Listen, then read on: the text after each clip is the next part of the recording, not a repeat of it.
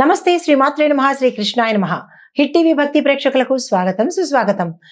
November 19, 2025 బుధవారం నాటి పంచాంగం ప్రకారము ఈ రోజు మేషాది ద్వాదశ రాశుల వారికి ఎలా ఉండబోతోంది, పంచాంగం ప్రకారము గ్రహస్థితులు ఎలా ఉన్నాయి, ఆ గ్రహాలు ఇచ్చే ప్రభావము ఫలితాలు ఎలా ఉండబోతున్నాయి అనే అంశంలో ముందుగా ఈరోజు బుధవారం కాబట్టి బుధవారము బుధగ్రహానికి అనువైన రోజు కాబట్టి బుద్ధి మీద, వాక్చాతుర్యం మీద, వ్యాపారము, విద్య, కమ్యూనికేషను వీటి మీద బుధుడు ప్రభావాన్ని చూపిస్తాడు.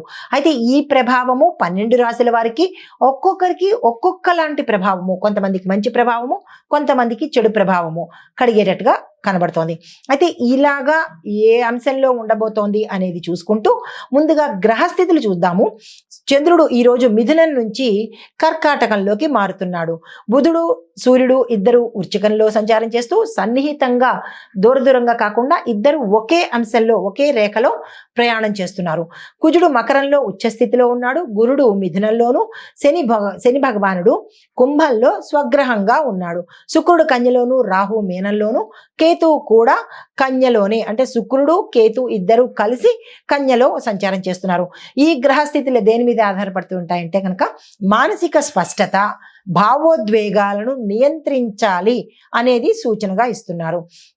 మాటల మీద జాగ్రత్త, నిర్ణయాల మీద పట్టు. మనం ఏ నిర్ణయం తీసుకున్నా కాస్త స్ట్రాంగ్గా ఉండాలి అన్నట్టుగా ప్రభావం చూపిస్తోంది. ఈ రెండు ఈరోజు చాలా ముఖ్యమైన అంశాలు, ప్రతి ఒక్కళ్ళు గమనించుకోండి. అయితే ఈ యొక్క ప్రభావము ఒక్కొక్క రాశి మీద ఎలా ఉండబోతోంది అనే అంశంలో ముందుగా మేషరాశి వారికి చూసుకున్నట్టయితే కనుక బుధవారం మీకు చాలా చాలా అనుకూలంగా ఉండబోతోంది.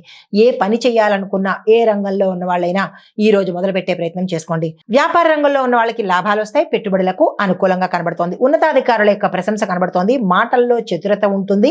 మీ యొక్క మాటల తీరుతోనే పనులన్నీ చేయించుకోగలుగుతారు.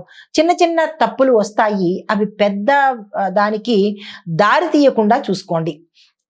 అంటే మాటల విషయంలో కానీ, లేదా వాదన విషయంలో కానీ, లేదా తప్పుల విషయంలో కానీ జాగ్రత్తలు తీసుకునే ప్రయత్నం చేసుకోండి. ఆరోగ్యపరంగా చూసినట్టయితే కనుక తలనొప్పి, కళ్ళకు జాగ్రత్త, ఈ 2 అంశాలు జాగ్రత్తలు తీసుకోండి. చెప్పదగిన పరిహారము బుధుడికి పచ్చపప్పును దానంగా ఇవ్వండి. అంటే పెసర్లను దానంగా ఇచ్చే ప్రయత్నం చేసుకుంటూ 11 సార్లు ఓం బుంబధాయ నమః అనే మంత్రాన్ని చదువుకోండి. మీకు కలిసి వచ్చే రంగు ఆకుపచ్చ రంగు. తదుపరి రాశి వృషభ రాశి. ఈ రాశి వారికి కుటుంబ సభ్యుల సహాయ సహకారాలు లభిస్తాయి. దీంతో పాటు ఆర్థిక లాభాలు గోచరిస్తున్నాయి. శాంతియుతమైన వాతావరణం ఈ రోజు కనబడుతోంది. అయితే వ్యయాలు అనగా ఖర్చులు కూడా ఎక్కువయ్యే స్థితిగా గోచరిస్తోంది. ఈ విషయంలో జాగ్రత్తలు తీసుకోండి. మానసికంగా కొంత ప్రశాంతంగా ఉండేందుకు ప్రయత్నం చేసుకోండి. ఆరోగ్యం చూసినట్టయితే కనుక కడుపు సంబంధించినటువంటి సమస్యలు వచ్చే అవకాశం కనబడుతోంది. పరిహారంగా బుధవారం నాడు విష్ణువు పేరుట 108 సార్లు, అంటే ఏదైనా విష్ణు సంబంధిత నామాన్ని 108 సార్లు చదువుకునే ప్రయత్నం చేసుకోండి. మీకు కలిసి వచ్చే రంగు తెలుపు రంగు. తదుపరి రాశి మిథున రాశి. ఈ రాశి వారికి బుధుడు అధిపతి. ఈ బుధుడు అధిపతి అయినందువల్ల ఈ రోజు మీకు కీర్తి, జ్ఞానము, సంభాషణలో విజయాలు చేకూరుతాయి. పనులు సులభంగా సాగిపోవడానికి, ఏ పని చేసినా సక్సెస్ అవ్వడానికి ఈ రోజు ఉపయోగిస్తుంది. కొత్త ఒప్పందాలు లాభకరంగా ఉండబోతున్నాయి. ఆరోగ్యపరంగా చూసుకున్నట్టయితే కనుక చిన్న అలసట మినహా ఎటువంటి అనారోగ్య సూచనలు ఈ రోజు కనిపించట్లేదు.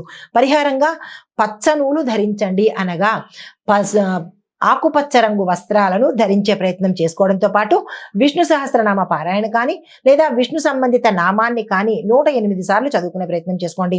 మీకు కలిసి వచ్చే రంగు లేత ఆకుపచ్చ రంగు.